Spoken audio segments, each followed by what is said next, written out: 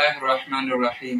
محترم ناظرینو، چې موږ او تاسو کوم صدقه فطر دی نو دا وپېژنو صدقه فطر څه ته وایي او په چا واجب دی، مستحق څوک دي، نصاب یې څه دی. نو دغې حوالې سره چونکې رمضان المبارک کې دا صدقه فطر اختر نه مخکې د دغې حدیث مبارک کې هم راځي. نبی علیه السلام فرمایي فرض رسول الله صلی الله علیه وسلم زکات الفطر طهر الصيام من اللغو والرفث وطعمة للمساکین. حدیث مبارک کې راځي نبی علیه السلام فرمایي چې صدقه فطر دا څه شی دی؟ دا هغه پاکوالی د روجو دی، د لهو لغیب نه او د فضولیاتو نه، د هغې د کمي پوره کول. دویم وطعمة للمساکین، هغه خوراک دی طعام د مسکینانو ته چې بل ته پکې فایده هم ورسي. نو لغوي معنا د صدقه فطر دا ده، فطر د فطور نه دی، کمی ته ویلی شي. نو کمی پوره کول، صدقه د کمی، دا لغوي معنا ده. اصطلاحي معنا یې دا ده چې په رمضان المبارک کې د انسان نه کمی شوی په عباداتو کې او یا لهو لعب کړي یا غیر ضروری خبرې کړي، نو د هغې دا یو قسم صدقه ده. د هغې کمی په دې صدقې سره الله پوره کړي، یعنی هغه نقصان د رمضان الله په دې سره رفع او دفع کړي او ختم کړي. نو دې وجې نه صدقه فطر دا یو واجب عمل دی. حیثیت د دې څه دی؟ دا واجب دی. په چا باندې واجب دی؟ په هر چا واجب دی نه، په هغه چا باندې واجب دی چې په چا باندې زکات واجب فرض دی، په هغې باندې صدقه فطر هم واجب. خو زکات او صدقه فطر کې فرق دا دی چې زکات کې کال شرط دی چې کال تیر شي، او صدقه فطر چې موجوده تا سره د زکات نصاب پوره دی، لہذا په تا صدقه فطر واجب شي. او غیر ضروری شیانی د ضرورت نه سیوا دا به ټول حسابې 52 تولو سپینو زرو یا د هغې قیمت ته رسي، لہذا په تبا صدقه فطر ورکې دا ستا په ذمه باندې واجب شي. چونکې اسلام موږ ته د دې هغه فایدې هم ډېرې زیاتې دي.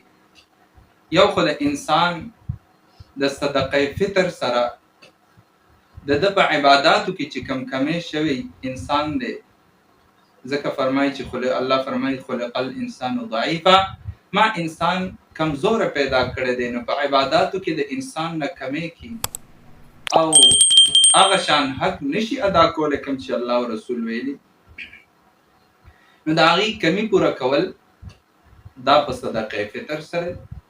دویم بل مسلمان ته فایده، یو سوشل هیلپ دی بل مسلمان سره چې ته صدقه ورکې، نو هغه به پې ځان له اختر له او وړو له خپل ضروریات برابر کړي، نو دا بل مسلمان ته فایده شو او تا ته پې الله اجر او ثواب در او د مال برکت دی او د انسان ذمه خلاصېدل. نو دغې څه دي فایدې. صدقه فطر چې کوم یو سړی مستحق دی، یعنی زکات ورکول په ده لازم دي، نو صدقه فطر په ده لازم شو. نو اوس دغه انسان، دغه سړی، دغه فرد نارینه وي که زنانه وي او د سره نصاب پوره وي، نو دی به صدقه فطر ورکوي د خپل سر. دویم نمبر د خپل نابالغه ماشومان او د کور والا د ده په ذمه نشته. اوس که کور والا ځان له نصاب ته رسي زنانه، نو په هغې د خپل سر ده او د بچو دا د پلار په ذمه. که چېرې پلار سره دومره پیسې وي، لہذا پلار به صدقه ورکوي د خپلو نابالغه بچو، بالغ ته نه هم خارج شو په هغې نشته. که چېرې هغوی ځان له مالدار وي او نصاب ته رسي، نو بیا په هغوی ځان له او زنانه ده کور والا ده، نو په هغې باندې خپل حیثیت سره چې کوم دی دا څه ده؟ فرض. که چېرې هغې ته نصاب هغې سره برابر. او که نصاب پوره نه وي نو بیا صدقه فطر واجب نه ده. دریم نمبر دا ادا کول د صدقه فطر دا کله نه کی نو د دې چې رمضان المبارک شروع شي نو صدقه فطر دا ورکول جایز دي. نور عام طور خو واجبېږي کله چې د اختر رس شي نو په یو سړی واجب شو چې سبا وخته نو صدقه فطر واجب شي. خو که چېرې یو انسان روژه کې ورکوي د رمضان داخل شي او رمضان کې ورکوي هم د ذمه خلاصه، او که د اختر په ورځ ورکوي نو هم صحیح ده. او که په یو فرد باندې واجب شو د اختر کې مور نه کړه نو لہذا د اختر نفس به هم دا ادا کوي ځکه دا واجب دي او واجب نه ذمه نه خلاصېږي مګر د هغې په ادا کولو سره لازمي به دا صدقه فطر ورکوي، هله به د یو مسلمان د یو ذمه دار ذمه خلاصېږي. نو دې وجې نه چې په چا باندې لازمي او صدقه فطر مستحق وي د ورکولو نو هغه به دا ورکوي ادا کوي. بل د دې نصاب څه دی؟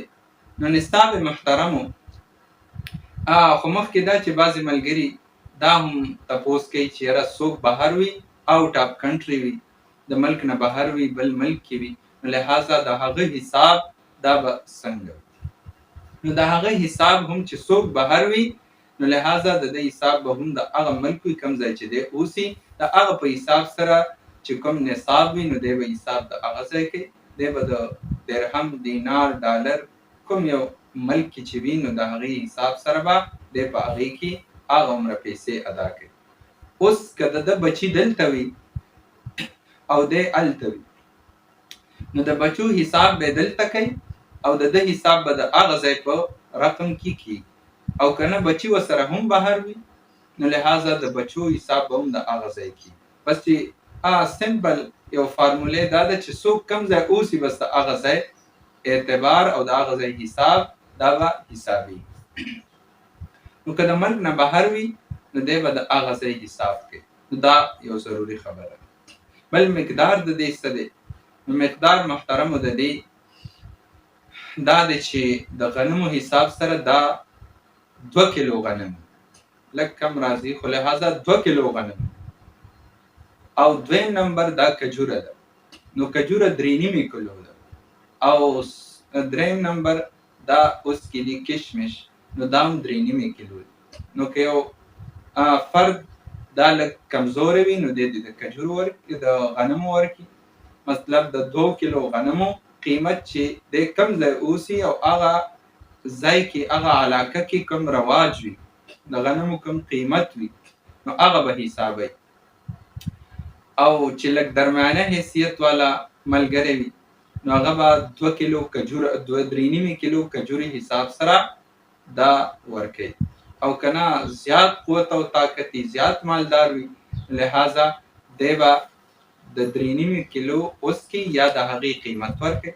نو دغه حساب سره به دا صدقه فطر ورکول دا ضروري وي په هر هغه چا باندې چې څوک د زکات ورکول په د باندې لازمي ورکوي بیچاله نو هغه څوک چې د زکات مستحق وي یعنی هغه سره نصاب نه وي برابر نو هغه یو فرد له هغه له به ورکوي او هر چاله صدقه فطر نشي ورکولی وما علینا الا البلاغ.